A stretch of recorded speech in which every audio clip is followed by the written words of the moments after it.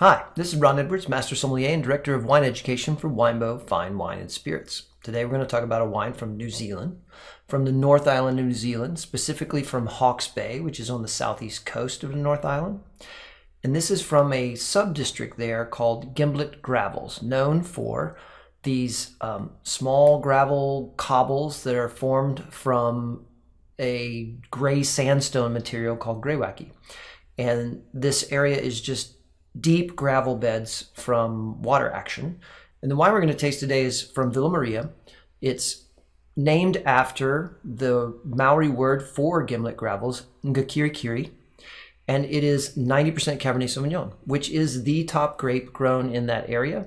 This wine spends 18 months in aging before it's released, and there's only 200 cases made in the world. So this is a pretty neat treat for me to try this wine. It's pretty rare, and I'm super excited. So let's give it a whirl.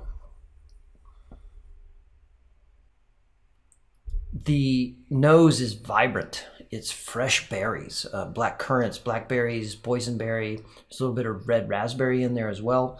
The nose is suggesting this wine is going to have this beautiful tartness to it. There's cedar, this sort of graphite, lead pencil note. There's an herbal tone to the wine that reminds me of some savory herbs that you would use to cook. Fresh thyme comes to mind. It also has a very light nuance of mint mixed with cut green pepper at a distance. Like somebody else is making a salad across the kitchen and you smell that in the distance. The oak nuances that are on this wine are really well integrated, but they are there, and it's vanilla and it's sweet cocoa powder and baking spices like cinnamon and clove. And last but not least, I would say that there's a noticeable nuance of cured tobacco leaf.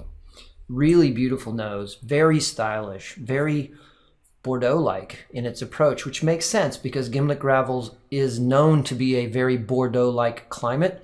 It has the maritime influence, it has the gravel soils, it has almost the same number of sunshine hours each year, about the same average temperature.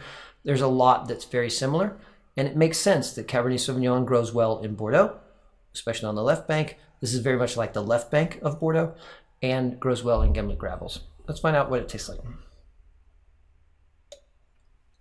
It is very mouth-watering and gripping at the same time. Really very Cabernet Sauvignon-like, especially when we start talking about more moderate climates. The berry fruits are there. It's blackberry more so than raspberry at the beginning, black currant, mulberry, fresh, including biting down on the seeds. The herbal combination of green pepper, thyme, and mint is now in the middle of it, and then it moves into that vanilla baking spice tone, and now it's faded, and I'm ready for another sip. This wine has impressive structure because the tartness of the wine and the tannin in the wine get together and they make the wine feel bigger and bolder. It has an edginess that really wants age or food or both, and that's from that tannin structure.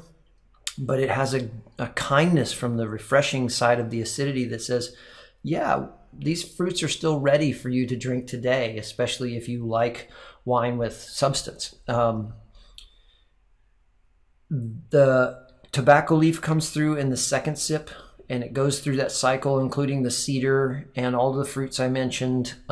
It finishes quite dry, but it takes a while to get there. It fights between making your mouth water and drying it out, water, drying it out.